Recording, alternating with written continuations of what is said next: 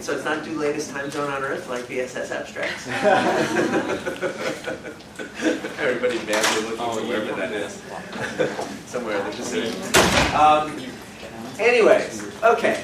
So Arrow vainly tried to start talking about signal detection theory last time, but got so barely started that I thought I'd rewind a couple of slides. Signal detection theory, sometimes known as sensory decision theory, nicely having the same acronym, was invented in the 40s as a way of thinking mathematically about difficult decisions. Early 40s, as in you're sitting on the top of an aircraft carrier looking into the distance with your binoculars for incoming planes or whatever, and you get these very weak signals which you have to decide, is this benign or is this an attack or whatever, or you're looking at a radar screen with very, very noisy images and you have to decide. The example that Arrow used, which is the slide just before this, was a picture of Eager's brain, imagining it was a MRI anatomy scan from a neurology exam, looking for bad things in your brain. And regardless, the whole idea is imagine that all of your evidence between the two possible outcomes, tumor or not, enemy approaching or not, or whatever, boils down to a single number that you have to decide. Is this category A or category B? And that single number, in the simplest case that we will concentrate on in the beginning, is treated as if it's drawn from a normal distribution, hence the bell curves. And it's drawn either from a normal distribution, as in there is a signal, or there isn't, n being noise. Sometimes S is called signal plus noise, because they're both noisy, and in fact, in the simplest case, the one we'll concentrate on for a while, they're equally noisy. They have the same standard deviations. Now, given this picture, and given this decision you have to make, it's kind of obvious that if I redefine the axis in a linear way, like I add 5 to the number, it doesn't change anything. I should just set my criterion 5 higher. If I redefine x to be in inches instead of centimeters, or whatever the number's units are in other words, if I stretch this axis, it doesn't change anything really. And so I might as well shrink and shift the axis so that this is centered on 0, and that the standard deviations, the common standard deviations are 1.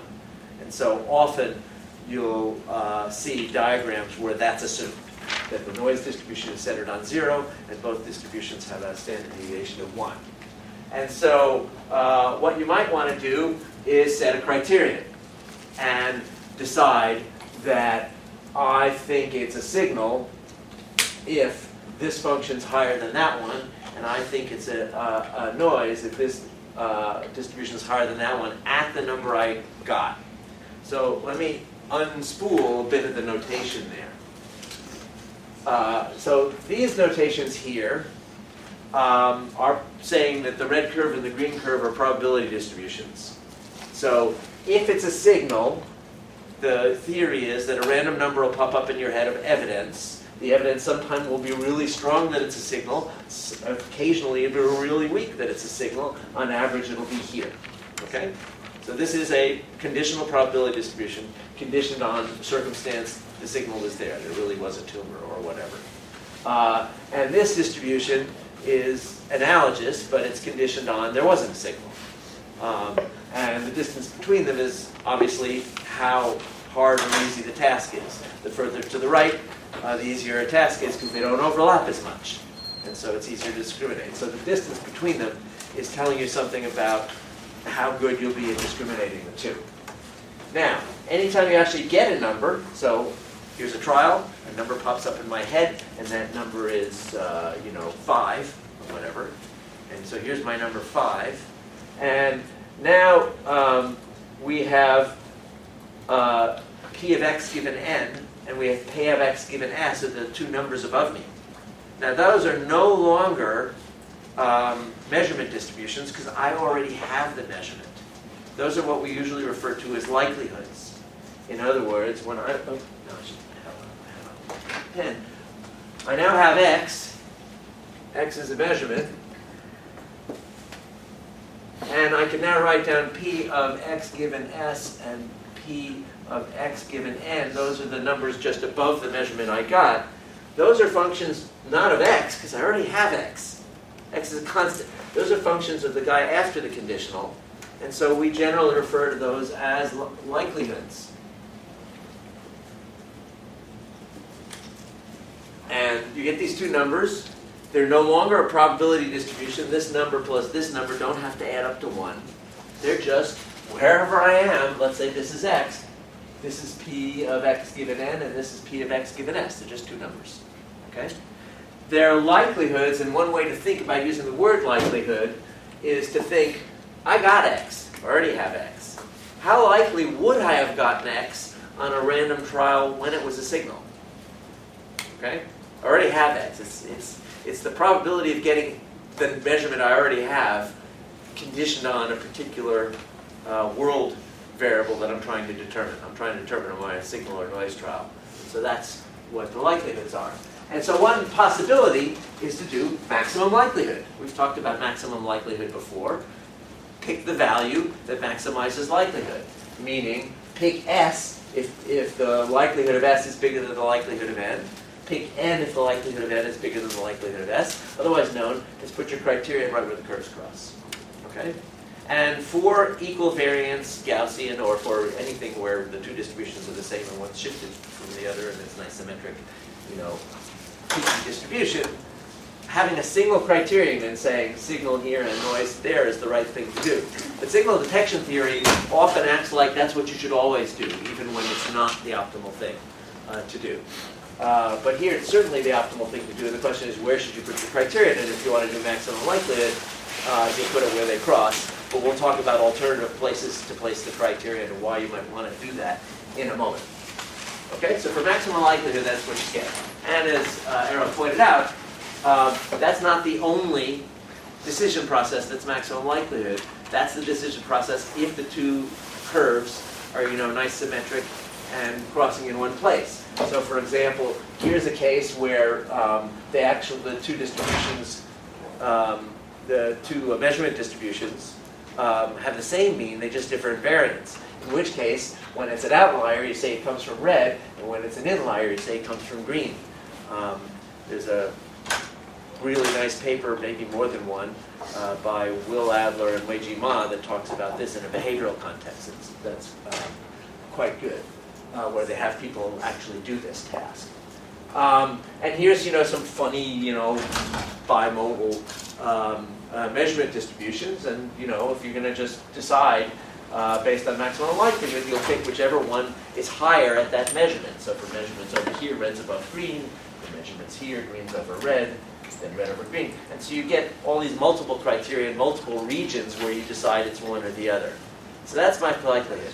But signal detection theory, the basic signal detection theory, again, goes with the simple case of typically equal variance Gaussians, and you set a criterion. And as used especially in psychology, even when they're not equal variance, they act like you're going to set a single criterion, even though that's not necessarily the right thing to do. We talk about that a little bit later. In any case, once you set that criterion, you can compute the expected outcomes of this experiment if you run it multiple times. So once you've fixed, here's the distribution here, here's the distribution here, once you set a criterion, you get these little regions where green are correct answers and red are incorrect answers. So this green over here is an X popped up in my head. It was a signal trial, and it was above my criterion, and so I said it was a signal trial. So that's called a hit. So it was there, and I said it was there. Similarly, when it's noise, I want to say, no, it wasn't there, which means I want to have it be to the left of the criterion. So this green area is, it was a noise trial, and the number that popped up in my head was low enough that I said it was a noise trial. And so it was absent, and I said no. Okay? And the red ones are by bad luck. It fell on the wrong side of the criterion. You made mistakes. So either it was there and I missed it, it was there and I missed it, or it was not there, but I raised the alarm anyway. It was not there, and I raised the alarm anyway. So obvious things. When it's absent, either you say no or you say yes. So these two probabilities add up to 1. Because they are absent. They're this plus this, the area under the curve, which is 1. Similarly, when it's there, you either say no or you say yes. So these two numbers will add up to 1 because they are this and this. Okay, so that's the basic setup. So you can take the cumulative distribution to compute these probabilities. So if here is your standard normal distribution, which is where the noise distribution is, so this is 0 and the standard deviation is 1. You can take the integral from the left forward, which gives you a cumulative distribution. It goes through 0.5 here, and keeps rising, goes up to 1. Okay, that's the cumulative. It's the integral from negative infinity to any given point. If you took a stats course before, it was in the back of the stat book. Sometimes in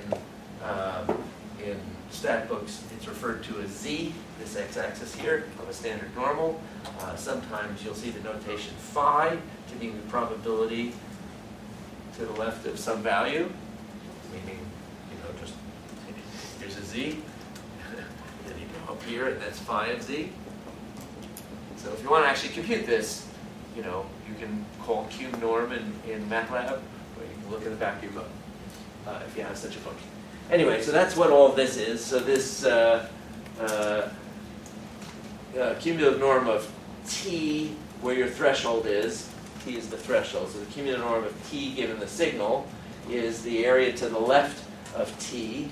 So if it's a signal, and you take the cumulative norm of t given signal, that's the red area over here. So that's the probability of a miss, and so on for the other 4 outcomes. So it's just taking intervals. So you're going to take probability to the right, that's 1 minus the probability of the left.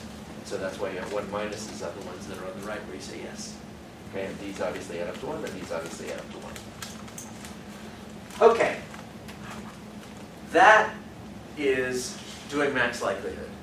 But we've also talked about other criteria for making decisions. There was a slide up, I don't know if it was last time or the time before, but criteria for making decisions. You can do ML, that's max likelihood. But you might know that signals happen less often than no signals. Even though you're a neurologist, less than half of your patients, when they come up complaining of headaches or forgetting things, less than half of them have brain tumors. So the prior probability before you look at the scan might not be 50%, and you may want to take that into account.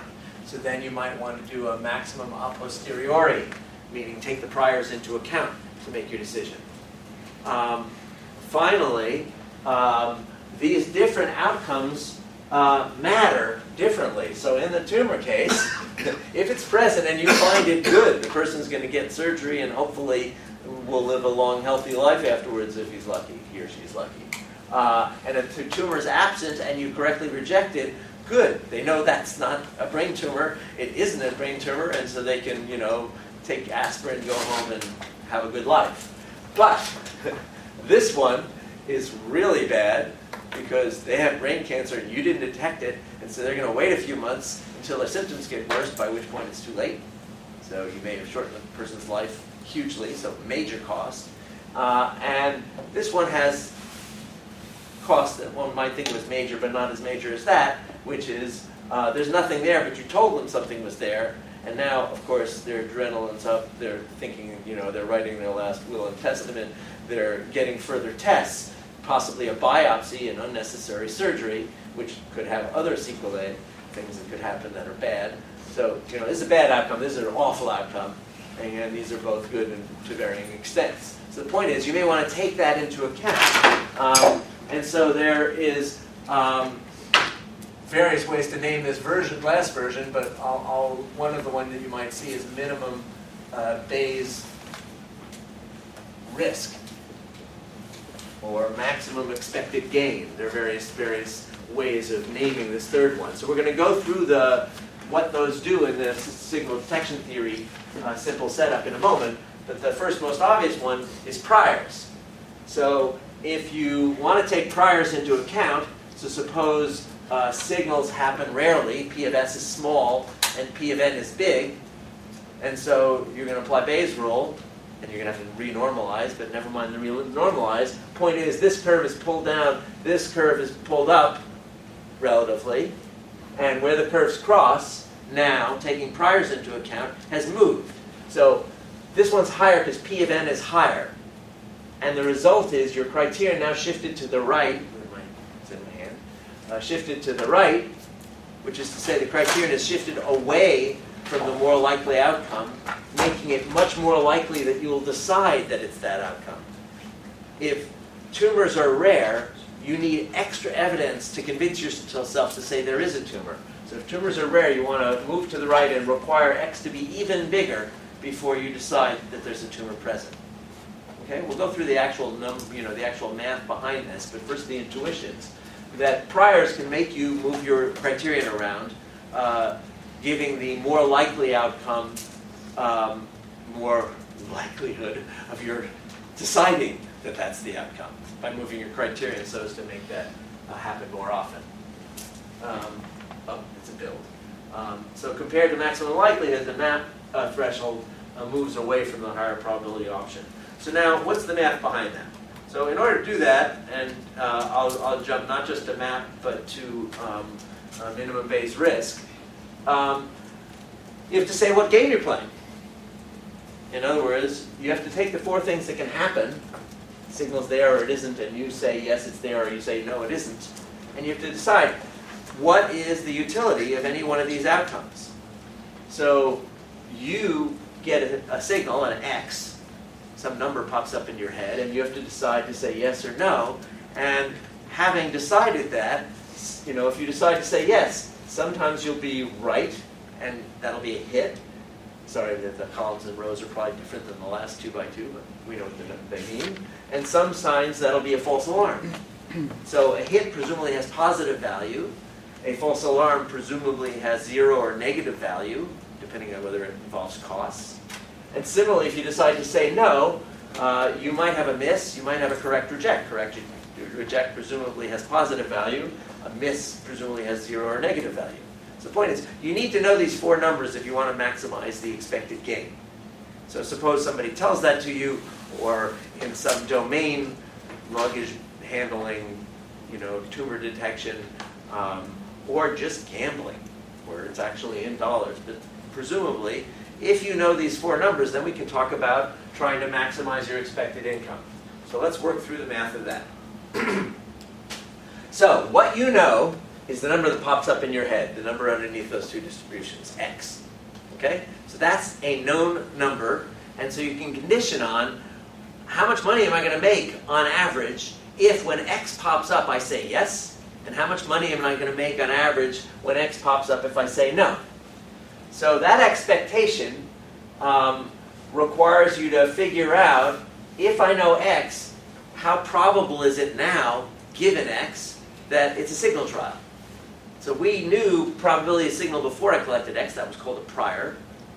And so we're in a Bayesian world now where we have data, we have priors, and we're in a Bayesian risk world where outcomes matter, and we know how much they matter. So when X comes up, either it was a signal or it was noise. So P of signal given X and P of noise given X are two probabilities that add up to 1. And when this one happens, this is how much money you make. And when this one happens, this is how much money you make. And this is how often each happen. So this is expected value. Okay, so this is expected value like we've seen many times before. The expected value is the value of various outcomes times their respective probability. And so you're getting an expected value here. And the expected value is in value units, dollars, something like that. And similarly, the expected value of saying no given X is the expected value of, it was X, it was a signal trial, but I said no. That's a miss. And it was X, it was a noise trial, I said no, and so it was a correct reject. So it'll be a weighted average between correct rejects and misses, where expected value of yes is a weighted average between false alarms and hits. Okay? So this is how much you make if you say yes given X, this is how much you say no, and so you should pick the one that's worth more. So you should say yes if saying yes is worth more than saying no. Okay? So far so good. Now, we can take that equation which is repeated on this slide. So say yes if saying yes is worth more than saying no, and saying yes is this expression, and saying no is this expression, and I can do a little bit of algebra and gather terms, because p of n given x appears twice, and p of s plus n given x appears twice, once on each side. I can move all the terms around, divide, whatever. Won't do all the ugly algebra. Exercise to the reader. It's pretty trivial. But by the time you're done, you should say yes if probability of yes being correct is more than probability of no being correct. So you compare those two. So we've talked about things like p of x given s over p of x given n. That's called a likelihood ratio, because it's a ratio of two likelihoods. These aren't likelihoods. These are posteriors. This is, I collected the data. Now how probable is it that signal is true? I've collected the data. Now how probable noise is true. So this is a ratio of posteriors. It's called the posterior odds. And so it turns out that if the posterior odds support signal enough, you should say yes. That's not surprising. But how much is enough turns out to be this ratio of the four numbers in that 2x2 matrix of values. So let's look at what these two numbers are. In the denominator, if it's a noise trial, I could say yes, I could say no. No is correct, yes is wrong. If it's a noise trial, it's a noise trial. I personally, by my response, can't affect the fact that it's a noise trial. It just is a noise trial. So this difference is how much more money do I make on a noise trial by being correct compared to by being wrong. So there are four numbers in that payoff matrix, but all that matters is the two differences. How worth it is it being correct on a noise trial? Because I, the subject, can't control that it's a noise trial. I'm hoping to learn about it based on the evidence, but I can't control whether it's a noise trial or signal trial. The world determines that. The patient that came into my office determined that. I'm just doing my best to decide to say yes or no. So up top, it turns out, is all you need is this difference. How worth it is it to me to be correct on a no trial? So what's the value of being correct, given that it's a noise trial? So I'm just defining this term as this difference. Similarly over here, this is the value of a hit minus the value of a miss. So it's a signal trial. I have no control over that, but I do have control over whether I say yes or no. And so how much worth it is it to me to be correct and say yes on a signal trial versus being incorrect? So the value of being correct on a signal plus noise trial. So on the left is the posterior odds. I collected some data. How much more probable is it now that this is a signal trial? Now, where should I put my threshold on that? Here's the threshold over here. So I don't want to have both slides up simultaneously, so I'll redraw signal detection theory here. Noise, here's signal plus noise, and somewhere I'm going to set my criterion. The question is, where should I set my criterion? So, if I move my criterion way to the left, small number, I'm doing that because I want to catch signals more often than noise. I want to say yes to signals more often than noise. I want to be liberal about saying yes. Criterion to the left is being liberal about saying yes, because it takes less evidence to get to the right of that criterion. And I'm going to be liberal about saying yes when, meaning I'm going to move the criterion to the left when this fraction is small. This fraction is small when this is big and this is small. So if it's worth it to me to be correct on signal trials, much more so than it's worth it to me to be correct on noise trials, this fraction will be small. It will cause me to move my criterion way to the left, and I'll start saying yes more often. So I did some algebra, but what I'm trying to tell you is that the algebra came out intuitively correct. You move your criterion to the left when I'm paying you to be more willing to say yes. And you move your criterion to the right when I'm paying you more to say no, and the top of the fraction is big. Okay? Everybody with me? So this ratio is telling you where to put your criterion. Now, we're not done because we haven't determined what this is yet. Although Bayes' rule will help us solve this one immediately. So now we apply Bayes' rule. So you all know Bayes' rule, so here's Bayes' rule applied to this problem. this is the posterior, which we want to know. This is the likelihood, and you've seen that before. That's, I got X, and here's the likelihood. You just read it right off the curve. Okay? So that's right there. That's P of X given signal plus noise. And this right here is P of X given noise. So X you know, and we're acting like the signal detection observer also knows these curves, and also knows the priors, and also knows the payoffs. They know everything except they don't know whether this is a signal trial or a noise trial, and they're going to make a bet by responding. Okay? So this is Bayes' rule, and we've got, if you have a conditional probability, you can turn it around, multiply by the prior, and then you have this, annoying normalization term. Okay? So the priors you knew. So you have way more patients who don't have a tumor than do have a tumor, and you know what that is. And the measurement you know, and the likelihood you look up from the curves you know. And so I wanted to know the posterior ratio, so I can just take these two Bayes rules, divide them, which has the very nice consequence that the P of X's cancel. So the annoying normalization term is irrelevant if what you want is an odds ratio. And so what you find out is that the posterior ratio, which we wanted to know for making our decision, is the product of the likelihood ratio, just the ratio of the curves above me, which we've been talking about all along, times the priors.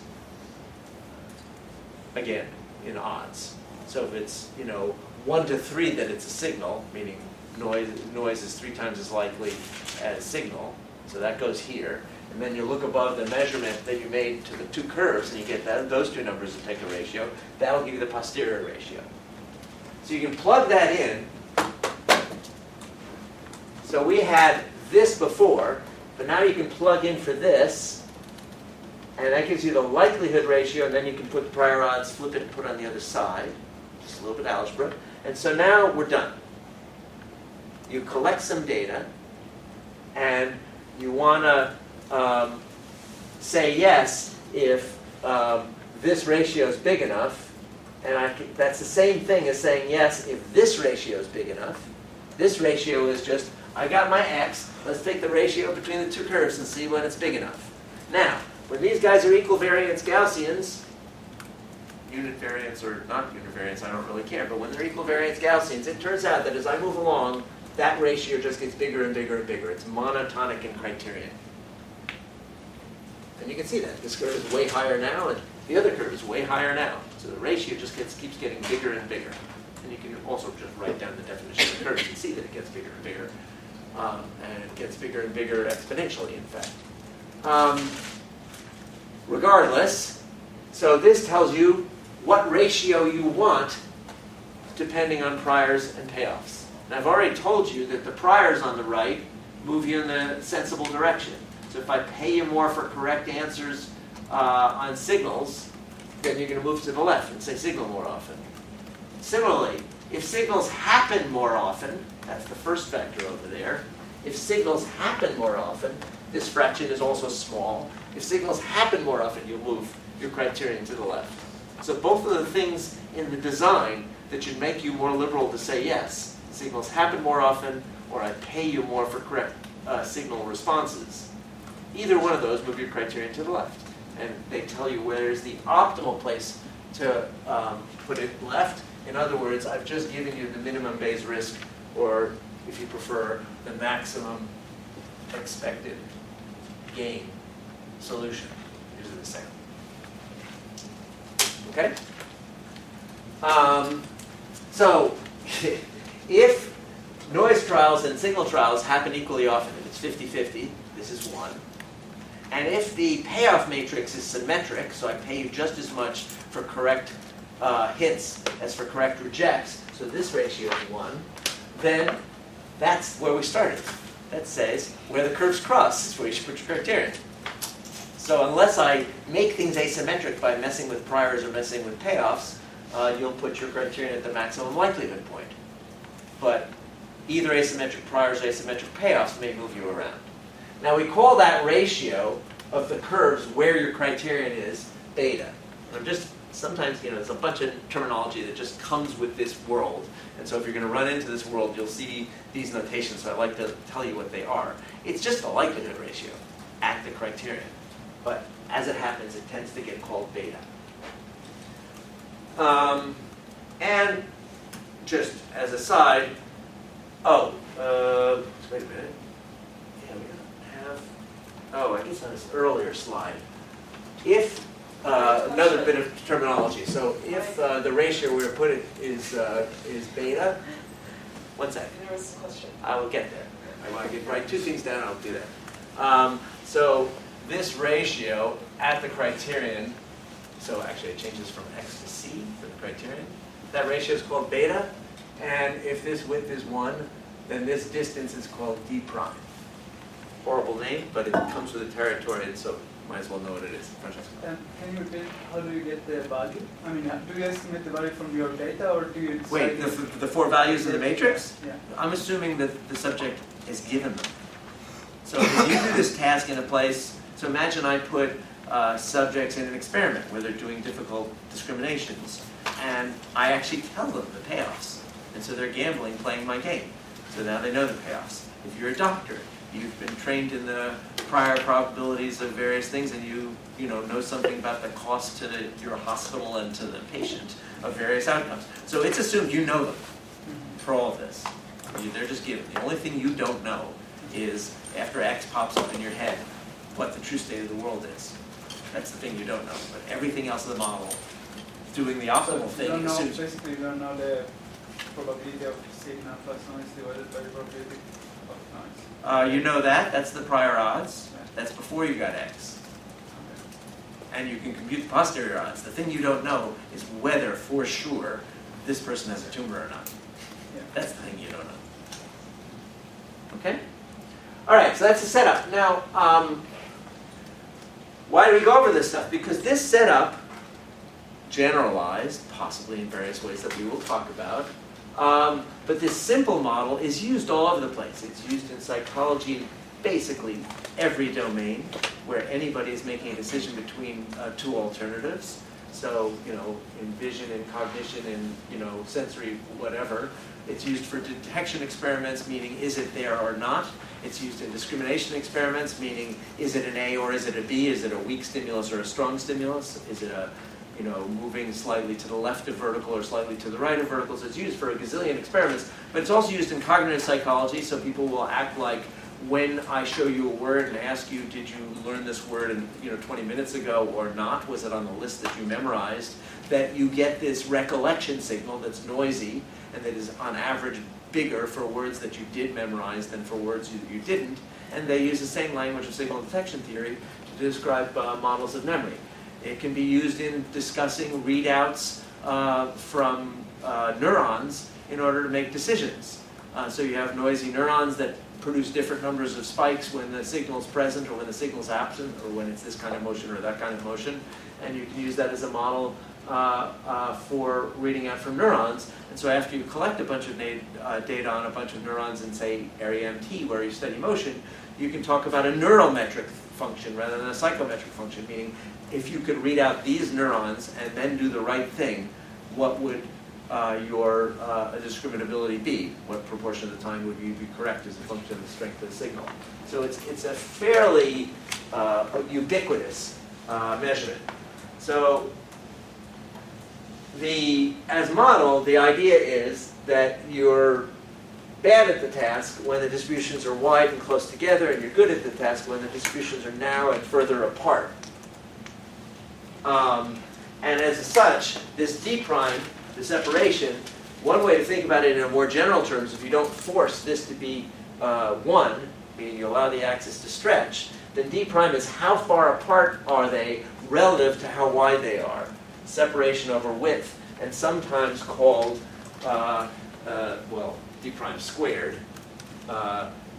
is sometimes called the signal to noise ratio.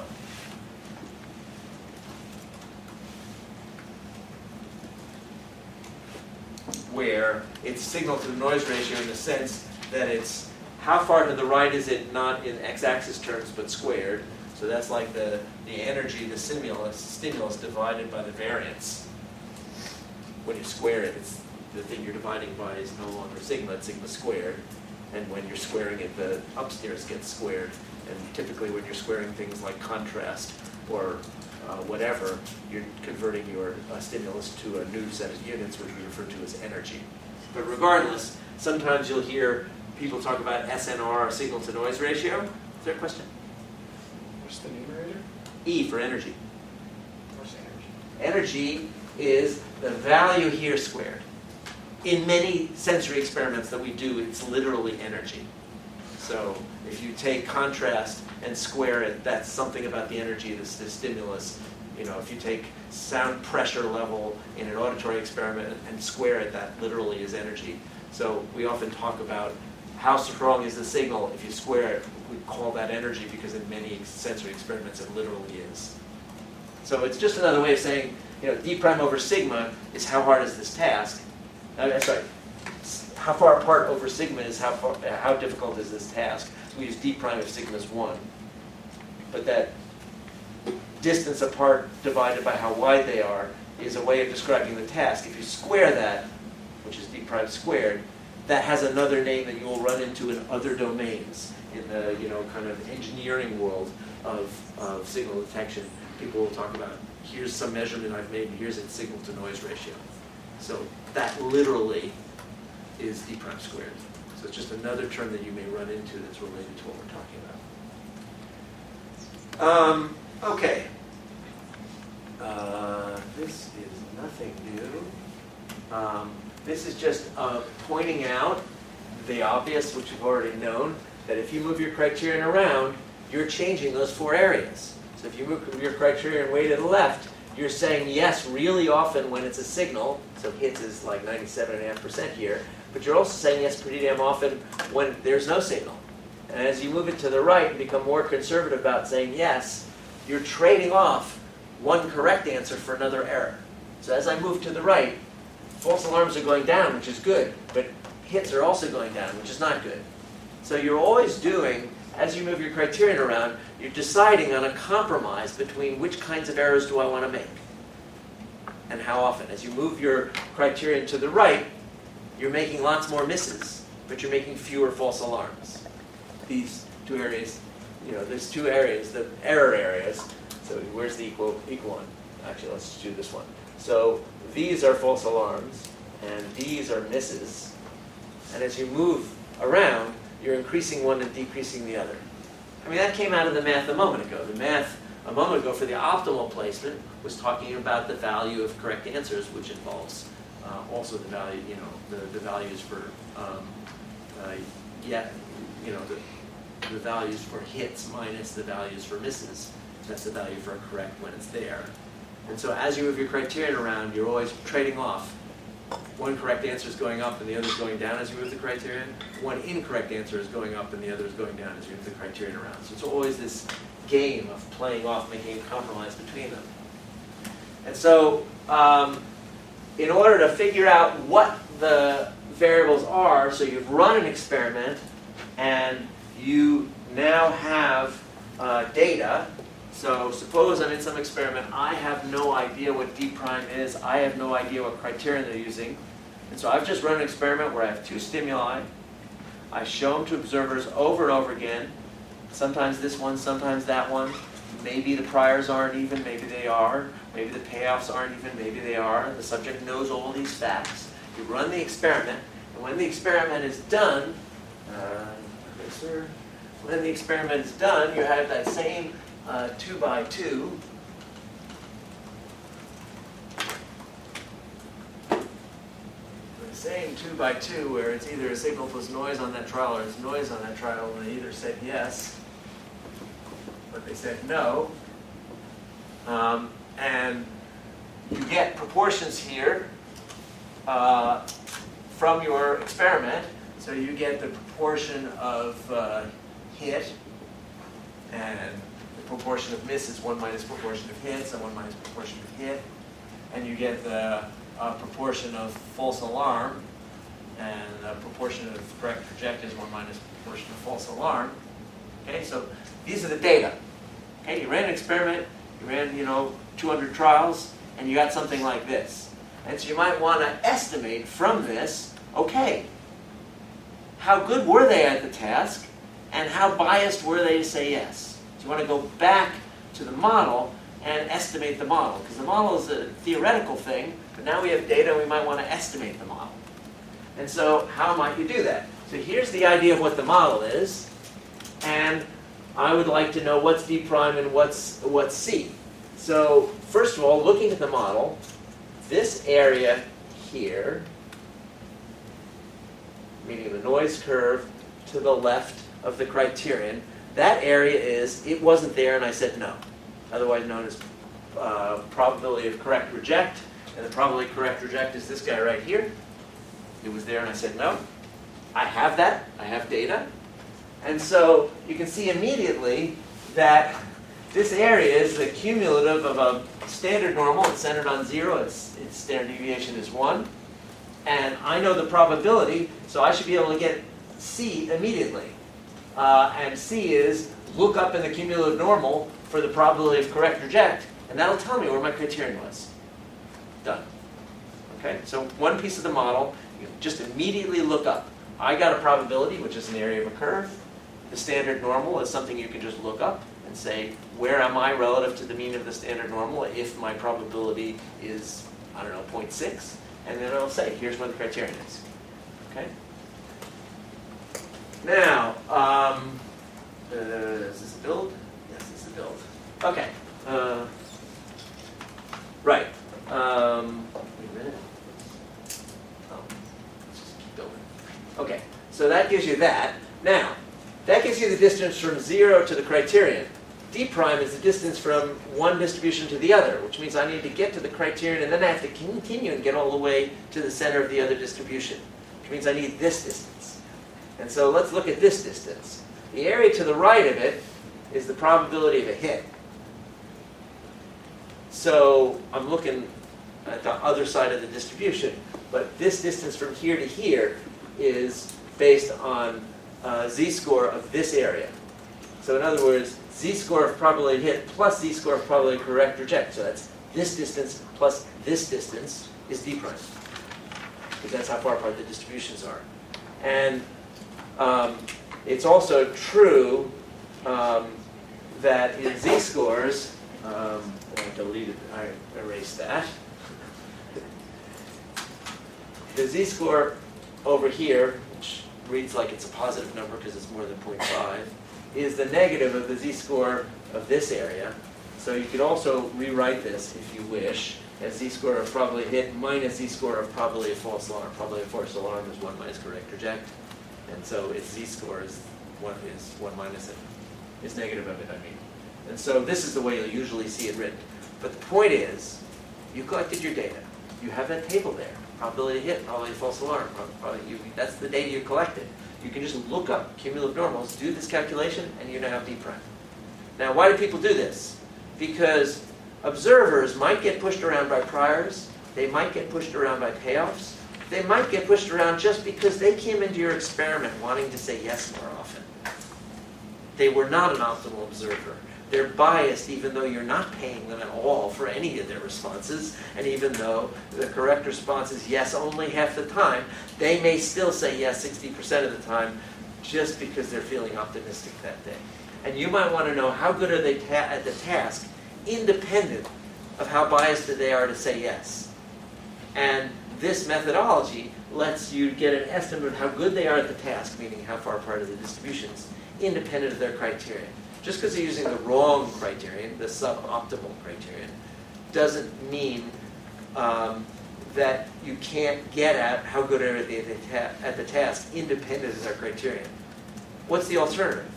Well, the alternative is you could have just added hits and average hits and correct rejects. These are correct answers, these are correct answers, so their average is how often are they correct? What proportion of the time are they correct, assuming it was 50-50. Signal or no signal. So you could just say, what's my percent correct? But that won't tell you how good are they at the task. What do I mean by that? Suppose our criterion was way the heck over here. So they're saying yes, almost never. They're just being really conservative that day. But they are occasionally saying yes when the signal's there, and they are really rarely, but occasionally saying yes when there's no signal there. But they're saying yes really almost never, and they're saying no almost all the time. So when it's not there, they're right almost all the time. When it's there, they're right really rarely. And so the percent correct is like barely more than 50%. I mean, if they're way over here, they'd be just saying no all the time, and they'd be right half the time. Okay, so let's say they're not quite so extreme, but they're not doing much better than 50% correct, even though these two distributions may be pretty damn far apart. So they're being really conservative, but I want to know how good they are at the task, independent of how conservative they are.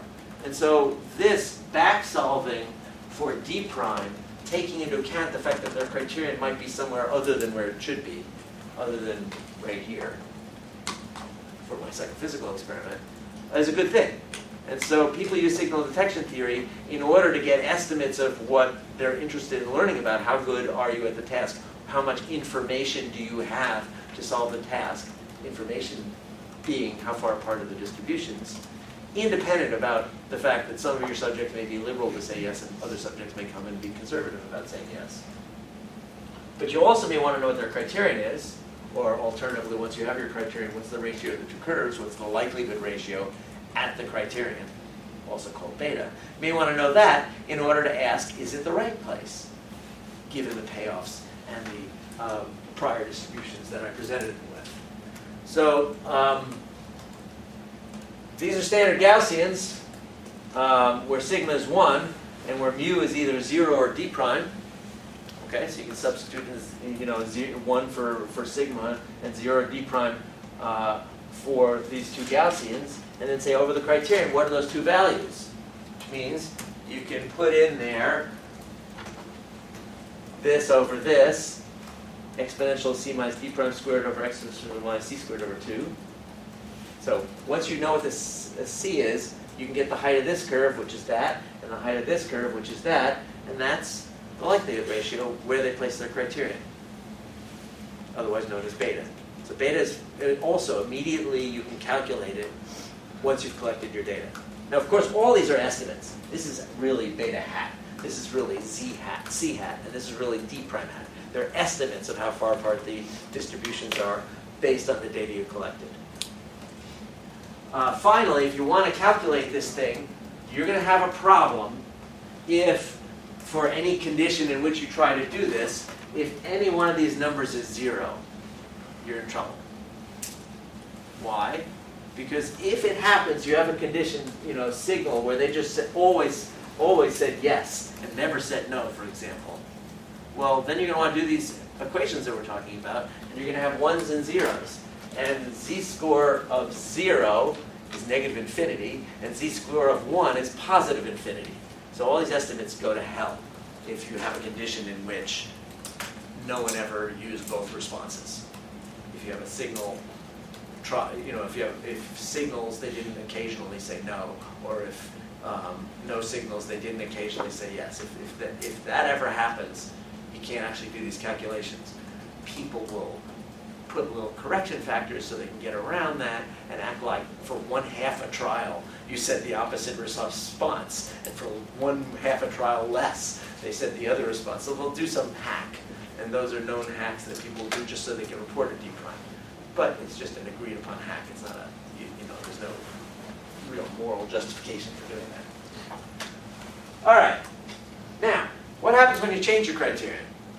So, if we have this set up with this particular d prime, you can put your criterion in lots of different places. If you put your criterion way to the left, you're saying yes much of the time, which is causing you to have a lot of hits, but way too many false alarms, say this point here. If you move your criterion across and become more and more conservative, moving the criterion to the right is being conservative, each time you move it to the right, the probability of a hit goes down, the probability of false alarm goes down. So the curve is what's expected based on the distributions, and the dots might be data you collect.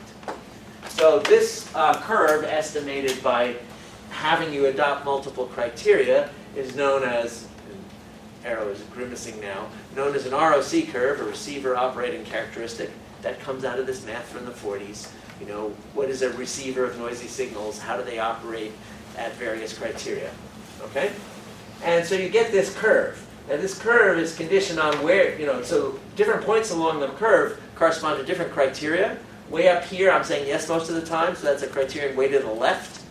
And as I proceed this way, it's a criterion more and more to the right. A criterion where I'm saying no most of the time and saying yes rarely. Because this is probably of yes given noise, and this is probably of yes given signal. Okay? So it's kind of backwards. As the criterion moves from left to right on this graph, you're moving from right to left. Okay? And the curve just comes up from doing this and calculating the probabilities. So it's one z-score versus another is what it is. Okay? And the points you might collect. Now, how would you collect those points in an experiment?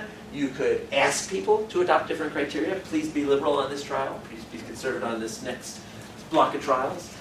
You could force them to want to be conservative or liberal. There's going to be 3-to-1 signal trials in this block of trials. And I'm even going to give you feedback after your answers. And it's going to be 1-to-3 in this next block of trials. So I can change the priors. I can change the payoffs.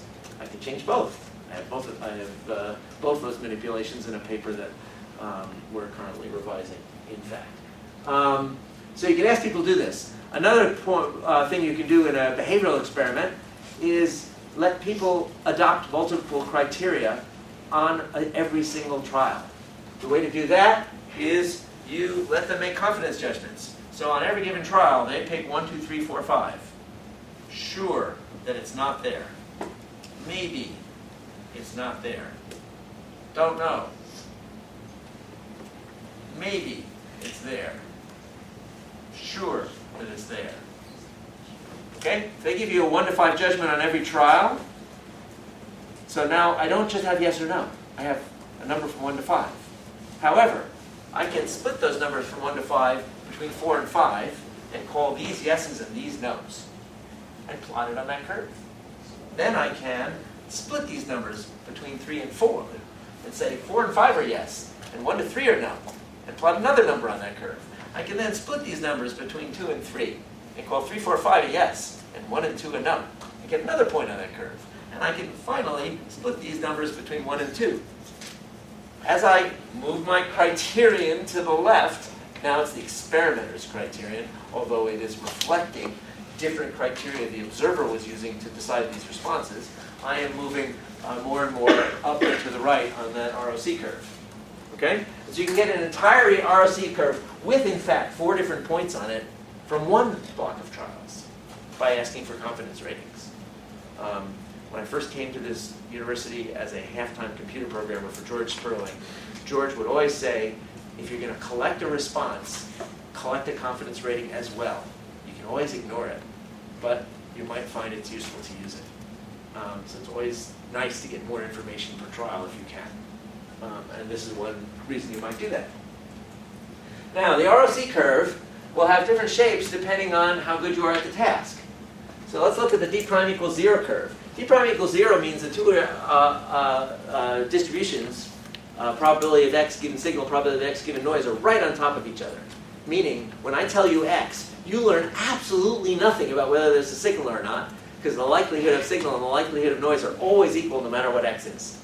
X is useless for telling you about how to do the task. So that's not even written here. This is signal, and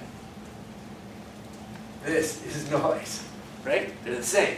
So you have no information, which means no matter where you put your criterion, the areas to the right under both curves are identical, which means you're just guessing. And you're just guessing by saying yes all the time, none of the time, half the time, 3/4 of the time, 1/4 of the time. But you're just guessing because you have no information from x, because the two distributions are right over each other. The more the distributions are further and further apart, the more you move up and potentially up to this top left corner. The top left corner is no false alarms, all hits, otherwise known as perfection.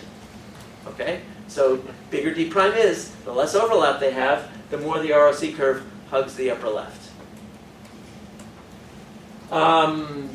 So the next thing I want to talk about is if you have these curves, and if saying up and to the left is good, meaning you're better at the task, then it should relate to what happens in another form of task.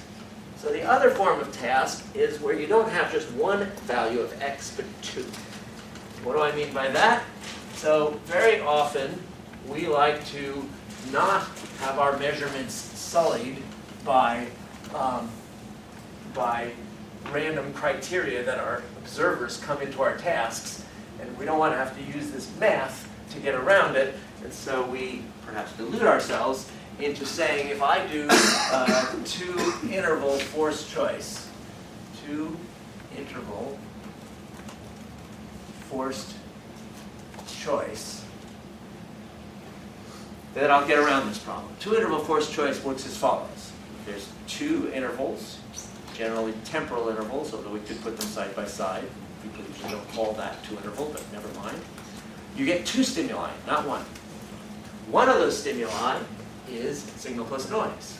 The other one is noise. I don't tell you which one is which, and I do not ask you on each trial to say yes or no. Rather, I ask you to identify which one of the two, shown in random order, was the one that had the signal. Okay?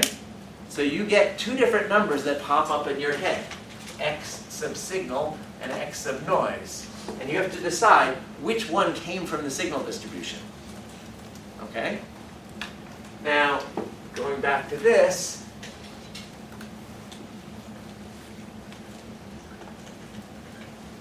I get two numbers, x signal, and for now I'll write it this way, x noise. Those are the two numbers that pop up in your head. You have to decide which one probably came from the signal distribution. Which one would you pick? In general. What rule would you use? I give you two numbers. You tell me which one came from the signal distribution. Which one are you going to pick? From that picture. The one that's the highest. The bigger one, right? In general, signals give you bigger numbers. So if I give you two numbers and say which one was the signal, you'll pick the bigger number. Now, here's the cool bit. We just defined this thing called an ROC curve from a yes-no task, right? So this is a task where I only give you one number and say, tell me whether it's signal or noise, and tell me it for various criterions you could adopt, okay? And now I've talked about a completely different task, although it's coming from the same two distributions, which is a two-interval forced choice task, where you will choose interval with larger x. Okay? That's what you're going to do in that task. And it's obviously the right thing to do. It's obviously the maximum likely thing to do. We're going to assume that we have equal priors and equal payoffs in this 2IFC task, so the max likelihood is what you want to do. So it turns out that these two things are related. And here's how they're related. They're related that it turns out that the probability you're correct over here is the area under this curve. Now that seems really wacky. I will prove it for you, but first let's look at the intuition. Suppose d prime is 0. Okay? So the area of the curve, remember this goes from 0 to 1, and this goes from 0 to 1, so the whole square is 1 area, and this is the diagonal. So the area under I have no information is 0.5. Two-interval forced choice task. You give me two numbers. One's drawn from signal, one's drawn from noise, and the signal and noise distributions are absolutely identical. So you have these two numbers. There's no information there, so you're going to guess, and you'll be right half the time. Okay, so far so good. The area under the curve is the probability correct in a two-interval forced choice task for the one case where you have no information. Opposite case. You have full information. These curves are infinitely far apart. You can always tell. Okay, so the curve is that. The area under the curve is 1. And two-interval forced choice task. I give you a number that's always going to be bigger than the other number, and so you're always going to be right. And so the probability correct over here is 1. So the endpoints are correct. Now let's look at the points in between. Okay. So there are a lot of ways to prove this, and I will do it as follows. So I'm going to draw you an ROC curve. Go over here. Probability of false alarm, probability of hit, here's some such curve. Okay, and I'm going to compute this area. Now, computing an area means take an integral. And if you remember calculus from however long ago it was for you, computing an integral meant split this thing up into a bunch of little rectangles and then add them up, making the rectangles really thin. The only thing I'm going to do differently is I'm going to draw the rectangles horizontally rather than vertically, because that's going to make this be clearer. So I'm going to take this area that I want to compute the area of, from 0 to 1 to the curve, and I'm going to say, okay, what's the area of this thing? It's the area of all these little rectangles. Add it up. Okay? So let me think about those rectangles.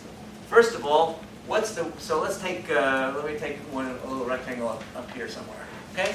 So here's one of these little rectangles. This guy. It's got a width and it's got a height. So the width is the distance from here to here. Okay? Well, we know what the distance from here to here is. That's the probability of a false alarm. Which means the rest of the probability, meaning this thing, is the probability of a correct reject. Because those add up to 1.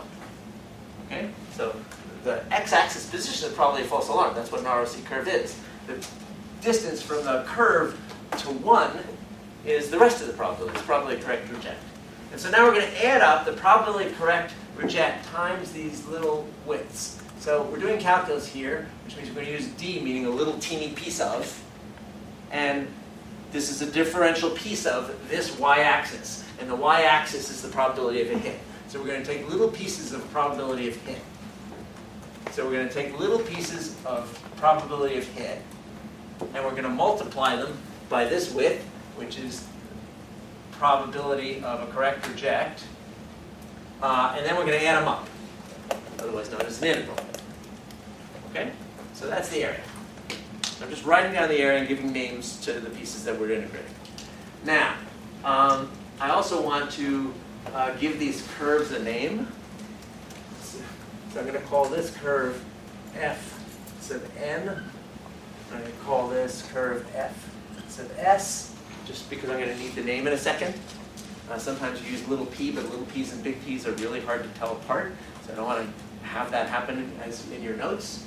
So capital P for any given criterion, correct reject. Capital P for any given criterion is the area in the noise curve to the left of that criterion.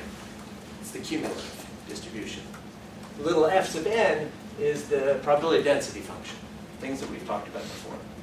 Okay, now, this is an integral with respect to the probability of a hit. That's the thing that we're summing over.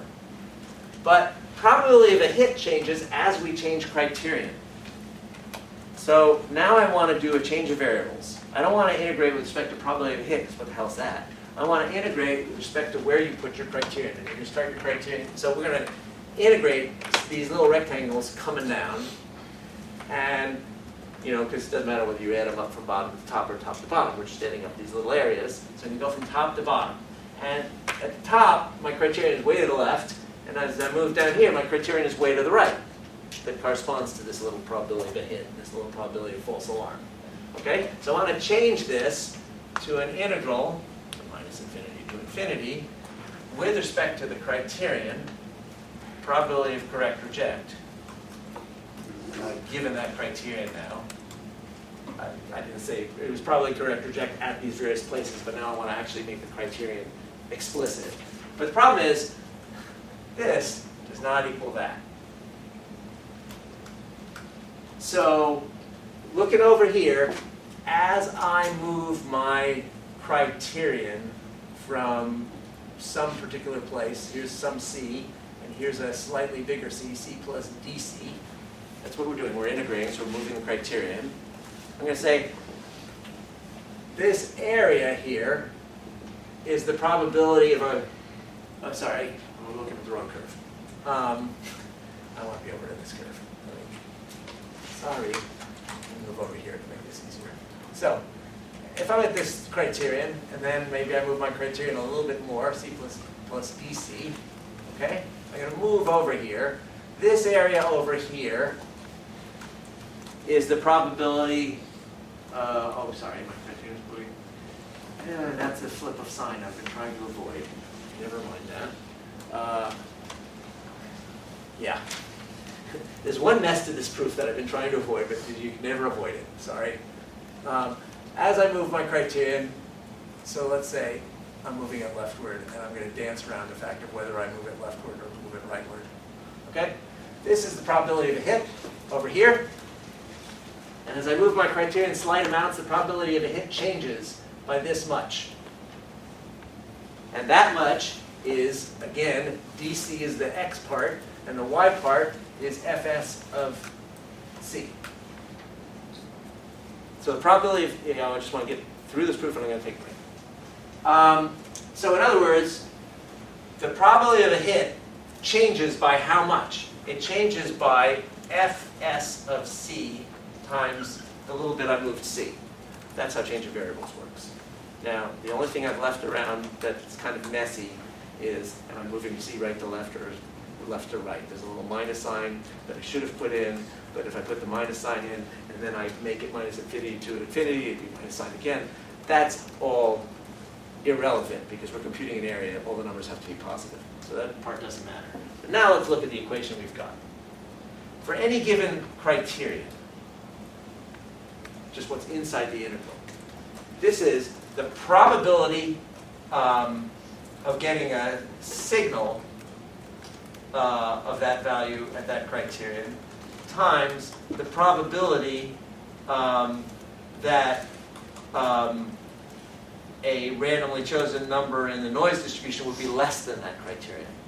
This is a cumulative.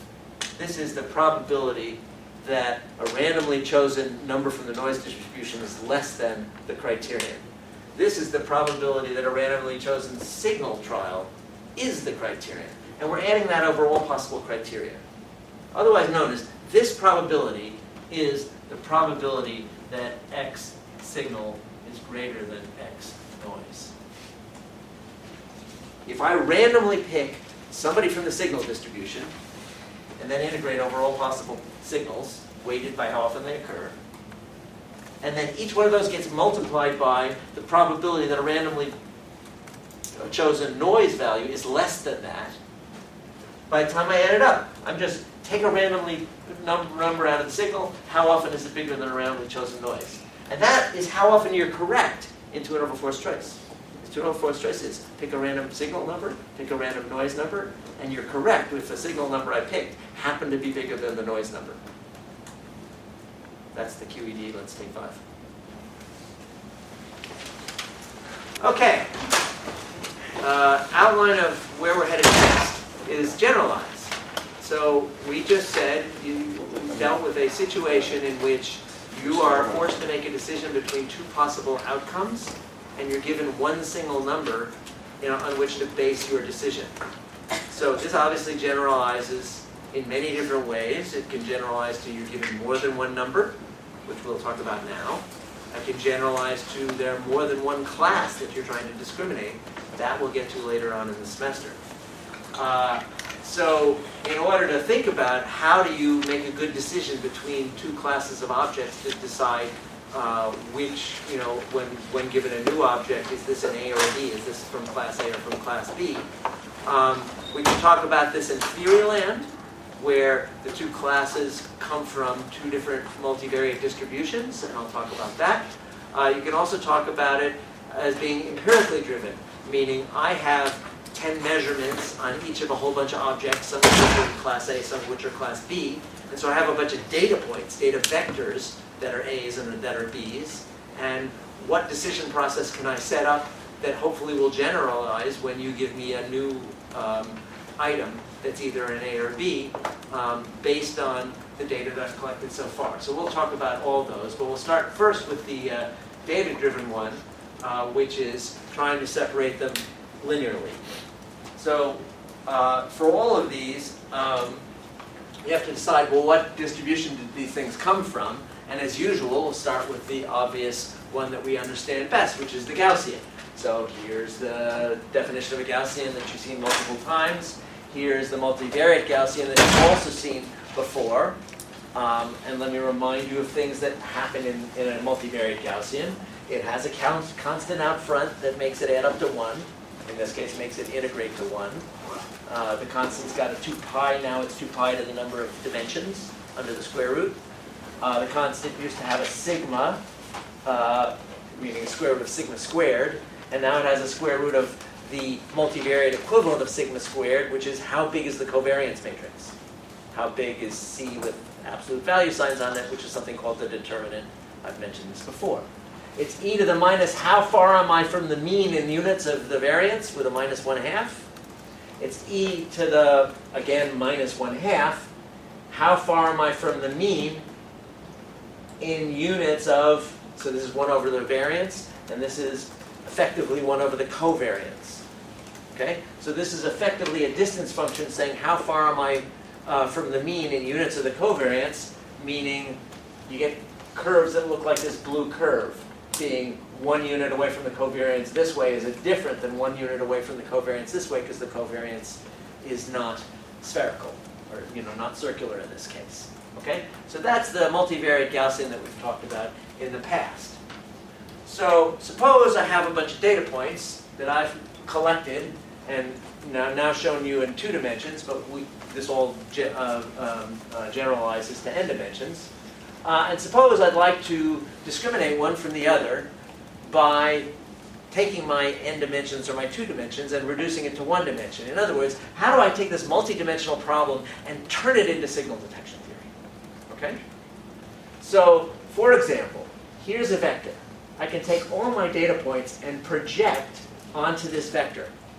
So this data point's over here, this data point's over here. In other words, take my 2-dimensional set of dots and squish them onto a 1-dimensional thing. At which point I've got a bunch of dots over here, I've got a bunch of dots over here. It looks a hell of a lot like signal detection theory all of a sudden. But the question is, which arrow should I use? So the idea is, pick a vector in my multi-dimensional space such that if I project onto that vector, I get 1-dimensional signal detection theory, and such that I pick the vector so that I do as well as I can. So that's one possible way to solve this problem. It is not necessarily the optimal way to solve this problem, and we'll talk about that somewhat today. Some of this will probably leak into next time. But simplest version is, can I get away with projection, and in which case, what should I project to? So one version of doing this is called the Fisher's linear discriminant. It says, I got a bunch of data points, and I want to separate them. And so I want to pick a vector that separates them well. Now, there are lots of ways to pick a vector. So I've got a bunch of data points. Let me go over here. I've got a bunch of data points, and I might want to pick some vector that reflects what those data points are. So here's, class A, and here's, class B. And you might say, well, just lump all my data points together and pick do PCA and pick the place where all the data vary the most. And if I did that, well, now I'm ignoring the fact that there's 2 categories, and PCA is going to give me a vector this away, and you'll see that that vector is not going to separate my data points at all. So PCA seems like a bad idea because your way of picking a vector ignored the fact that you had 2 classes. Okay? Now, you might consider an alternative choice. And I'll have a new example. It's a little bit different now. Okay, so those are my 2 classes. Now, I could compute the mean of these 2 classes. So here's the mean of the first class, sample mean. Here's the sample mean of the second class, right there. And I might say, okay, those guys are up that way, these guys are up this way, and so I'll use this as my vector. So when you do that, you're saying, for this class of points, I can summarize this class of points with one single, in this case, 2-dimensional vector. So we sometimes call that a prototype.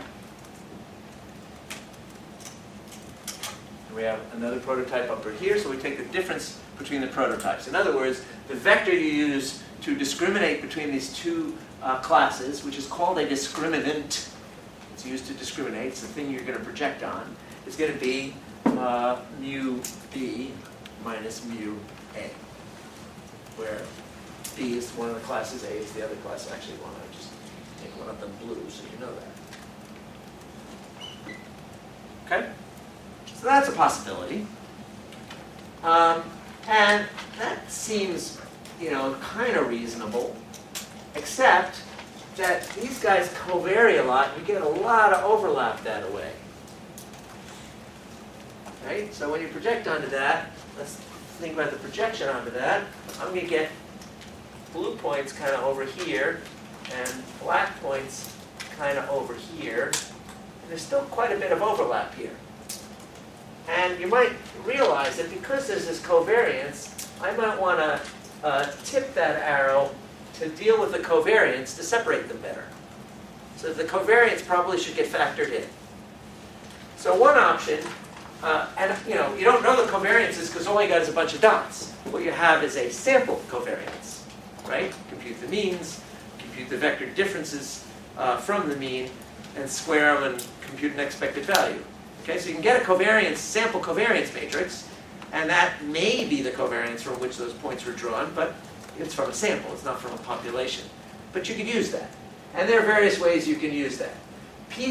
Fisher linear discriminant does the following. It says, here's a class, let's assume they share a covariance matrix. When I compute the covariance matrix for this and this, they're different. I mean, you can see one's rotated from the other. But I'm only getting sample covariances. They're noisy things. And so maybe I'll act like they come from the same covariance matrix and ask what's the right thing to do. So in your linear regression notes from 2 months ago, the very end of the linear regression notes, there is a couple of paragraphs on Fisher linear discriminant that sets up the problem this way. It says, I'm going to project on some vector. I don't know which vector to pick. I want to pick a vector. And I want to pick a vector such that I make d prime as big as I possibly can make it. So what's d prime? D prime is how far apart are they divided by how variable are they. That was what d prime was, right? It was the distance over the spread. So these guys, mu a and mu b, should have little arrows on them. Sorry, they don't, but these are vectors. But we're going to project them onto this guy. And so once we project them, that says how far are the means of these clouds when projected onto my discriminant vector. And I don't know which discriminant vector to use. So for each discriminant vector, I'm going to get how far apart will they be once I do this projection. By the way, you notice that w is down here also, which means that if I pick a w of a different length, if I double w to make it longer, it'll be doubled up here, it'll be doubled down here. The length of w cancels. So really you kind of want to maximize over a unit vector, but you don't have to. Because if you get something other than a unit vector, you're basically getting the same answer. Okay? So that part doesn't come into it. So up top is the difference in the means once you've projected onto this potential vector I want to use as a discriminant. And what do we have downstairs? You recognize this form? Covariance matrix with a vector on either side. You've seen this on slides multiple times this semester. This is, if I have a n-dimensional covariance of some population, and then I project onto a vector, I now have a one-dimensional thing, and this is the variance of what I end up with. Okay? You run W on both sides, and that's the variance of what you end up with. Now what I've got here is the variance of the A's and the variance of the B's projected. I could divide by 2 and say, here's what my average variance is going to be. But again, dividing by 2 isn't going to change which W maximizes it. So even though kind of the average variance makes sense rationally, it has no effect on the answer. Right? If I multiply this whole thing by half or by 2 or whatever, it doesn't affect anything. So this is a ratio between, kind of a mean and a variance. It's called a Rayleigh quotient. We met that term way back when we were generalizing a linear regression to various linear regressions under constraint. And so that's why that appears in that chapter, and it comes up with an answer, which is don't just use the difference in the means. That's the prototype answer. But instead, run the difference in the means through the inverse covariance matrix. Now, why do you get that answer? So there's one version of how to get that answer on your linear regression notes. Here, I'm going to derive that answer differently by leaving sample land and going to probability land where we have a probabilistic model. And I want to take my notes because I want to not make mistakes as I go along. Okay, so what are the elements we've got? The elements we got is that we have a common covariance matrix C, and we have means of the two populations we'd like to separate, mu sub A and mu sub B, which are vectors. And I'm just calling them vectors now. They're not necessarily in 2 dimensions. They could be in 55 dimensions. Don't care, all this math is all the same.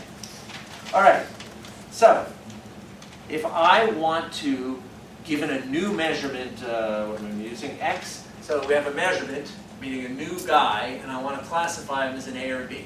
The new guy is X, multidimensional measurement.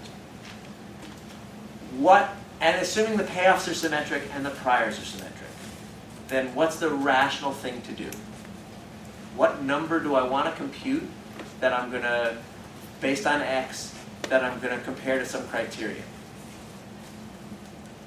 Math from today, earlier today. What do you compute?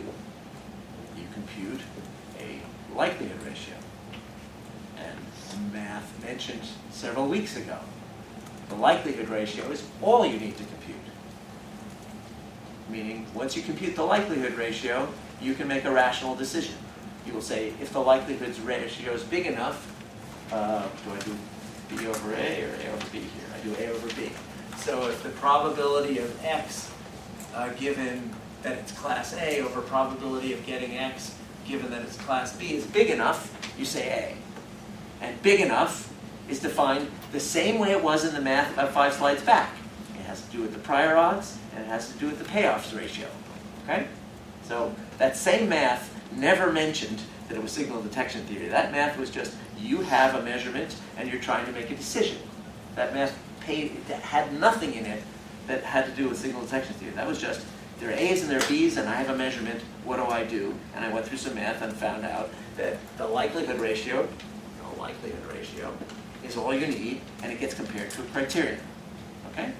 So let's do the likelihood ratio for what we have now. So the likelihood ratio for what we have now is going to be a big fancy expression, which is writing down, the multivariate Gaussian twice. So it's 1 over square root of 2 pi to the n C. And that's going to be both top and bottom, because we're doing Fisher, which means we're assuming they share a covariance matrix. So I have the same covariance matrix, top and bottom. And then I have e to the minus 1/2, e to the minus 1/2,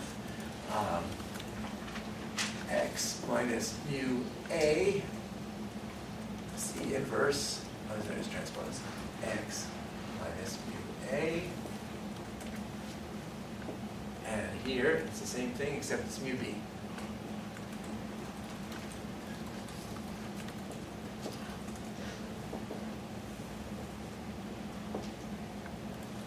Okay?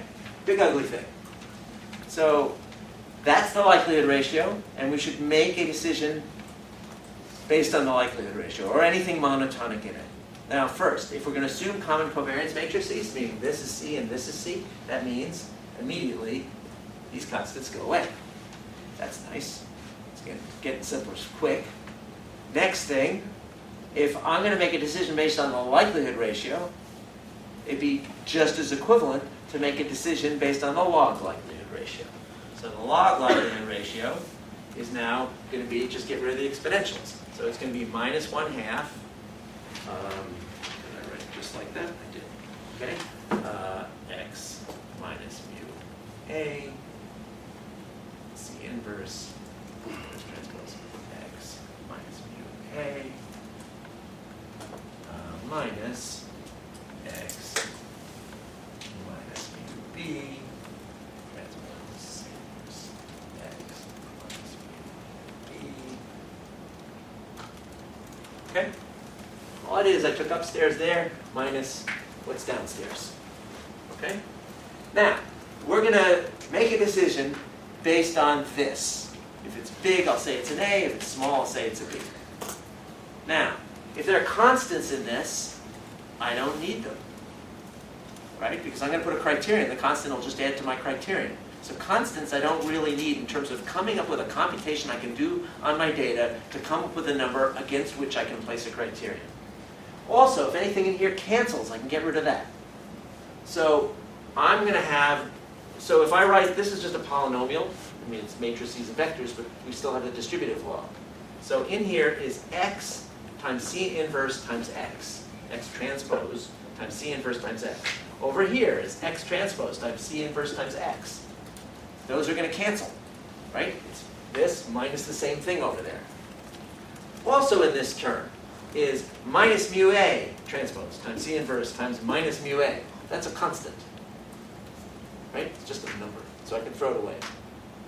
Over here I have minus mu b times C inverse times minus mu b. That's another constant. I can throw it away. All I want is a computation on x that gives me a number, which if it's big it's an a, and if it's small it's a b. Later on I can figure out what criterion to put on it. So I'm getting rid of the constants. So by the time I get rid of that, oh, and by the way, there's a minus 1/2. Oh, so let's leave that. So I can also use, I'm just going to say, can use, and now I'm going to get rid of all the stuff I don't need. The stuff that I'm leaving in, which is the stuff that has x in it. So now that's still going to be minus 1/2. And I'm only going to leave the stuff that has x in it. So that'll be x transpose C inverse times minus mu a. Yeah, so I'll put a minus here times mu a. So that's x C inverse mu a. Then I've got this one, which also has a minus on it. Mu a C inverse x minus mu a transpose C inverse x. And the same thing's going to happen to this guy. So I'm going to get a, and now it's minus and minus, so it'll be plus x transpose C inverse mu b plus mu b transpose C inverse x. Okay. So I got rid of all the terms that were either constants or that canceled. Now, last thing. Look at this guy compared to this guy. Now, first of all, remind yourself of what that thing is. Is that a number, a vector, or a matrix by the time you do all the multiplies? Either one of those guys. Is it a scalar, a vector, or a matrix? X transpose is a vector like this. In dimensions, it's 1 by n. C inverse is the same shape as C, n by n. So we got a 1 by n times an n by n times this, the mean, which is an n by 1. Okay, what am I going to get? Matrix, vector, or scalar? Yeah, I'm going to get a number. Okay? And that number would be the same if I transposed it. Right? Is this exactly the transpose of this? Careful now. It looks like the transpose of it, because here's x transpose, and now it's at the end and it's x. Here's mu a, now it's at the left and it's mu a transpose. What happened to the guy in the middle? That's the inverse. I forgot the transpose over here. Am I allowed to forget the transpose over here? It's symmetric. Yes, I am. Which means this and this are the same thing. So I have two of them. And they're negative, and here's a negative 1/2. So by the time I'm done, I am going to get, I'm going to write it up here, I'm going to get this minus this. I have two of them, but I'm going to cancel the two, and they're minus. They're going to become plus. And so I'm going to get an x times C inverse times mu a, x transpose times C inverse times mu a minus x transpose times C inverse times mu b, otherwise known as, I'm going to get x transpose times C inverse times mu a minus mu b. In other words, I'm going to take the difference in the means, run it through the inverse covariance matrix, and that's going to be my discriminant. Okay? Same thing that's written right here. When you use data, you don't have the covariance matrix, so you estimate it from the data and maybe take an average. By the way, if you didn't divide by 2, that's okay, because that just makes the vector twice as long, but it's still pointing in the same direction. You look like you have a question. It's, I can ask it. No. I don't have a question. 20 people have a question. I don't know what my question is. Sounds like a satyr. Okay, let's start. What if these two covariant matrices are not the same size? So Well, maybe like one of wait. the They're the same size as matrices by definition. But If they're different shapes, I'm going to talk about that. Okay. But what if one of our data sets has more dimensions than the other one? Then it makes no sense to do discriminations So in we two data just sets. don't. How would you compare the apples that you have from one set of measurements and the pears you got from the other? Well, since they're all kind of like being projected on one dimension. Wait. They have to live in the same space to even talk about it. So if you're saying, I made 5 measurements on this population, I made 10 measurements, including the same 5 on this other population. Well, the other 5 measurements you took, you didn't take on those guys, so they can't be used to discriminate because you don't know what the other guys would have had. So we just throw they them have out. to be in the same space for this to even be discussable. But if the two covariance matrices are not equal in probability land, they'll never be equal here because these are data. They might be close. But if they're not equal there, that leads to a different answer, which we will talk about, maybe even today. Next slide. I'm not sure how far I'm getting. Oh, 2 slides. Okay, so just a few notes. If the covariance matrix, so there's the answer we got. If the covariance matrix was spherical, meaning it was a multiple of the identity matrix, diagonal matrix, all sigma squareds going down the diagonal, that means this is the diagonal matrix, all 1 over sigma squareds going down the diagonal, which means we're basically using the prototype. Okay, if the covariance matrix is symmetric, then the prototype guy is the right thing to do. It's when they become asymmetric, when the covariance matrices are no longer spherical, that all of a sudden you want to rotate your vector and use a different discriminant other than the prototype one. Can you just remind me, why are the means vectors? Yeah, I forgot. Put it there. Our data, each data point has more than one number. But what the mean is like? The mean is a place in this two-dimensional. Here's the mean. Centroid. It's got an x, it's got a y. Oh, okay. But I'm also, all the math over here doesn't assume 2 dimensions. Yeah. It's n. So assume that your data points are, I'm listening to 50 neurons, and I get 50 spike counts, and I want to tell you whether the stimulus on the screen was motion up and to the left or motion up and to the right. I'm just making up an example. So you have a 50-dimensional vector, and you'd like to make a decision as to whether it's a this or a that. So if you're willing to assume that the covariance matrices for up and to the left and up and to the right are identical for that set of 50 neurons, then this is the right thing to do. And neurons may covary together. They may go up and down together. They may have signal covariance. They may have noise covariance. Whatever they have that makes them go up and down together will affect this. Okay. What else did I want to say about that? So if the covariance matrices differ, we're going to get to that in a minute. But point is, how do you do linear separation of two categories? Linear means you're doing something like, it's not on the screen. Linear means that when the data come in and you get a new x comes in and you want to decide is it an A or B, you're going to do w hat dot x. That's what this is. This is x dot, this is w hat. Right?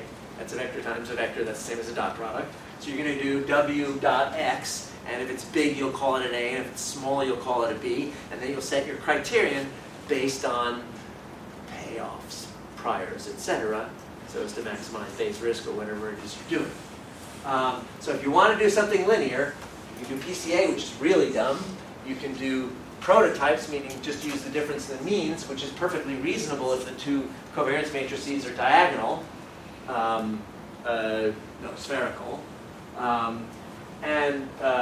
Once they stop being spherical, things should improve and are max likelihood if the covariance matrices are common and you use this. And if the covariance matrices differ, There are other things. Now, not everybody does this. One of the most common things you see, certainly in the fMRI literature, is the support vector machine. So the support vector machine says, I got a bunch of data over here, I got a bunch of data over here. It says, and this is an issue that I'll address again in a minute, I don't have that much data over here. I didn't get that many measurements. So I don't get a very good estimate of the covariance matrix when I don't have very much data. And I don't have very much data over here. And I want to draw a line, or that separates them in n dimensions. It's a hyperplane, or whatever. I want to pick a vector to project onto, meaning I want to separate them with a hyperplane. And I want to separate it with a hyperplane. With these data, the data are so nicely separated that I could pick this, I could pick this, I could pick this, I could pick this. There's lots of lines, all of which are perfect with my data. But I want it to generalize to data that I haven't seen yet. And I haven't seen those data, so I don't know where they're going to fall. But I'd like it, if they're near those, to say it's a black one, and if near these, it's a white one. And so what the support vector machine does, I don't know where it gets that awful name, but the idea is pick the line such that the distance from that line to the nearest data point is as big as possible on both sides. So when you pick this line, you'll notice this distance and this distance are equal to each other, and then any other line moving this way is going to make at least one distance get bigger, and etc. Or make one distance get smaller, make it harder to categorize. So you pick a line such that they're as far away as possible, such that the minimum distance is as far away as possible on both sides.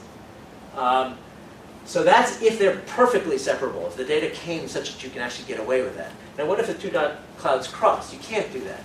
So then you have to pick a metric that softens and allows, what do you do with the points that are on the other side? So they do kind of a softer metric of what you mean by best line. But there is a definition of that they use, basically a cumulative Gaussian. There is a algorithm that's pretty simple that every Python, MATLAB, whatever has packages that'll compute that for you, and there are various other generalizations. So when people are decoding fMRI, they're often just throwing support vector machines at it because SVM is the code that they know that they have and can use, and so a lot of that is done. It doesn't have an underlying Bayesian justification, and if you're worried about calculating covariance matrix, and you're not using Fisher because you're thinking, oh, well, I didn't have many data points, so I don't really have a good estimate of the covariance or the common one. I can do a sample covariance, and this is a sample covariance of that, and average them and do the thing that's on the board, but I'm uncomfortable with that. If you want to use something that has this Bayesian underlying justification, you have an option. And your option is to go with covariance matrices tend to be spherical, or at least close to. So the idea there is you can calculate your sample covariance, which a moment ago was, CA plus CB over 2, which is just your best estimate of the covariance matrix, but you may not trust that very well. And so you might say, well, I think that's a covariance matrix, but I'm not quite sure. And so I want to hedge my bets about that being really noisy. And so you say, okay, on average, across lots and lots of data sets I might have a prior expectation that covariance matrices are diagonal. And so I'm going to do what's called regularization, which is I'm going to add a term that if this thing goes crazy and maybe, in fact, it's got eigenvalues that are 0, it's got all things that are just going to mess me up, that I'm going to calm it down by adding a little bit of the identity matrix to it. Now, how much of the identity matrix should I add? I don't know. So I give a little term in here which says, how much of the identity matrix should I use? How do you pick lambda? You run this over and over again using not all of your data, using cross-validation, where you pull out 1A and 1B, fit a Fisher linear discriminant for this, for a given lambda. Do this multiple times. Do this for multiple lambdas, and pick the lambda that does the best at predicting out-of-sample data. So remember how cross-validation works. You've had it on a homework problem. The idea is cross-validation is fit most of my data and then predict the stuff I didn't fit to. And if I'm doing well, I'll be good at classifying the stuff that's left over. And so you do this for various values of lambda and pick the lambda that does the best in a cross-validation sense. And so now you're using a Fisher's linear discriminant, except you're not just using the raw covariance matrix, but you're regularizing it, you're calming it down, you're attracting the covariance matrix to a prior, where the prior is, I expect most covariance matrices are diagonal. If there's enough data to give me a strong inclination that it's not diagonal, I'll go with the data. And the more data I have, lambda is going to be proven by becoming smaller and smaller. So if you have vast amounts of data, when you do this cross-validation, lambda is going to approach 0. But if you have very few data, lambda will sort of calm things down. So if lambda got to be huge, meaning you ignored the covariance of your data, what would you be doing here? You'd be saying that the covariance matrix is the identity, and you'd be doing prototype. And so this will have you regress to prototype in the limit of not much data. But the more data you have, the more you move towards Fisher. Okay? So that's, instead of the SVM, where you're worried about too little data, and so the SVM does something geometric that behaves kind of nicely with small amounts of data. You can go to the Bayesian version, but now you recognize that if you don't know the covariance matrices, your sample covariance matrices are not to be trusted, especially in the limit of small amounts of data. And so you might want to get things to be a little more robust to outliers in your data messing up your covariance matrix. Okay. Finally, what happens if the two covariance matrices are different from each other? So I went through this whole big ugly math with Gaussians, assuming that the two covariance matrices were the same. So if the two covariance matrices were different, I erased what was down here before, so I need to put it back. Well, first of all, if the two covariance matrices were different, when I wrote up the exponentials, when I wrote up the Gaussians, the big fraction that's here, I had a 1 over 2 pi to the n over 2 the square root of the determinant of the covariance matrix, top and bottom. Those are constants, but when the two covariance matrices are unequal, they will be unequal. So they will affect your criterion. They won't affect your determinant or the shape of the boundaries you put between the two classes, because they're constants. But note, they don't cancel if the covariance matrices differ. But if you do the log likelihood ratio, you'll still get this big funny-looking thing. Those two terms I had, which was the mu c inverse x and the x mu inverse c, those are still equal to each other. So they cancel the minus 1/2, but you're still going to have the use something like x transpose c a inverse mu a minus x transpose CB inverse, no, that's not true. Never mind, I jumped ahead. Stop that. We had this big quadratic thing, which was x minus mu a transpose C inverse x minus mu a minus, there's a minus 1/2, I'm ignoring the constant, x minus mu b transpose C inverse x minus mu b. This was something we needed to use to judge, to discriminate the two distributions. Now, this is CA and CB now, right? Not assuming same covariance matrix. As a result, last time around I said, look, x CA inverse x transpose CA inverse x, and x transpose CB inverse x, let's cancel them. We can no longer cancel them. Okay? So in the general case, where CA and CB are not the same, you can't cancel the x times x part of it, which means you need all these terms. And so what you see here, so remember this is a vector, it's x1, x2, x3, and this is a vector, and so you're going to get a big old, by the time you multiply everything out, you're going to get a polynomial that's going to include linear terms like it had last time, x1 times a constant, x2 times a constant. It's also going to have quadratic terms like x1 squared and x1 times x3. So you're going to have, in general, you can get this polynomial. And when the polynomial is big, you're going to say it's an A. When the polynomial is small, you're going to say it's a B. And so, for example, if your criterion turns out to be 0, then the boundary between what you call an A and what you call a B is going to be when does a quadratic in x the vector, equals 0. That's what you're going to get. Which means when you do that, you're not doing Fisher's linear discriminant, you're not doing linear discriminant analysis, you're doing quadratic discriminant analysis. And so the answer, when you're allowing two different covariance matrices and compute max likelihood, compute this ratio and see what it turns out to be. So when the two covariance matrices are identical, you get a nice straight line. That's the case we already did.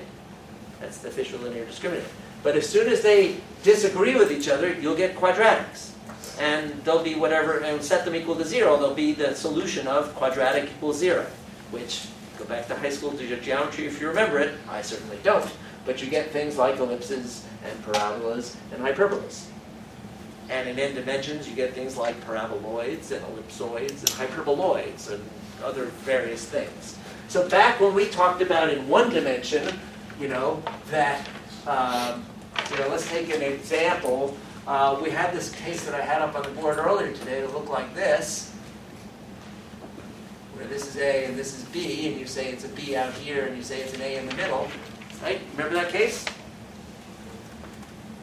Okay. Looking at that case, and looking at this whole mess, when would your boundary between the two categories be a circle? Let's just intuit about everything we've learned here and think about when are you going to get a circle? When are you going to say it's a B inside the circle and it's an A outside the circle? When there's one shaped like a donut and the other one is... These are all going to be Gaussian, so nothing's ever going to be shaped like a donut. Alright. Everything's going to be a big old blob. It's like the last one, but... So the last one being point at this, and what are you going to change? You're going to squeeze it. You're going to have Gaussians that are circularly symmetric, uncorrelated, right? Covariance matrices are diagonal, and one of them is going to have higher variance than the other. Projected anywhere, it's this. Projected this way, it's this. Projected this way, it's this. So just take this and spin it around the mean. Okay? So you can get circles, you can get ellipses, whatever. So this is what's called quadratic QDA, or quadratic discriminant analysis. It is the ideal observer for multivariate Gaussian categories, two covariance matrices, and means completely known. And obviously, if you have data and you don't know the population mean and you don't know the population covariance, you can use the sample means and the sample covariances and act like they're the truth and do that. Obviously, one worries about the covariance matrices not being very stably estimated because it's much easier to estimate a mean than a variance. Much easier to estimate a mean than a covariance. Think about as dimensionality goes up. If I have 50 dimensions and I got 200 data points, I've got 200 data points, all of which are contributing to dimension 1, making a nice average, dimension 2, dimension 3. I'm taking 200 numbers and I'm averaging them. Okay, I'm from 200 data points estimating those 50 averages. That's still a little bit worrisome, but you got that. But the covariance matrix is 50 by 50. It's 2,500. It's not 2,500 independent numbers. It's a little bit more than 1,250 independent numbers, right? Because the diagonal, the symmetric matrix, so it's down the diagonal, above the diagonal, it's the same numbers, but it's over 1,000 numbers, and you're trying to estimate those 1,000 numbers from the 200 50-dimensional data points you gathered.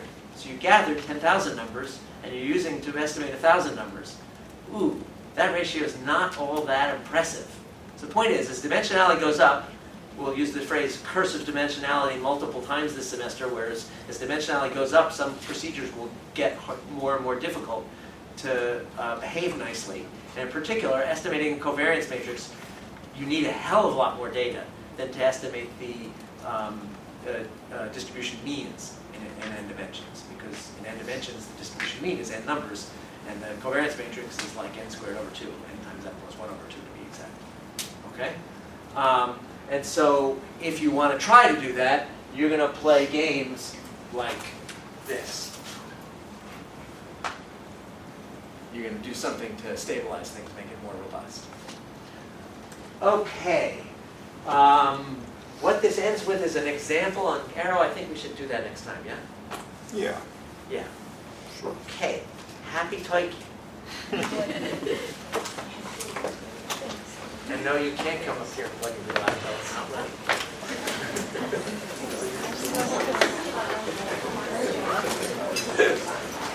These slides are all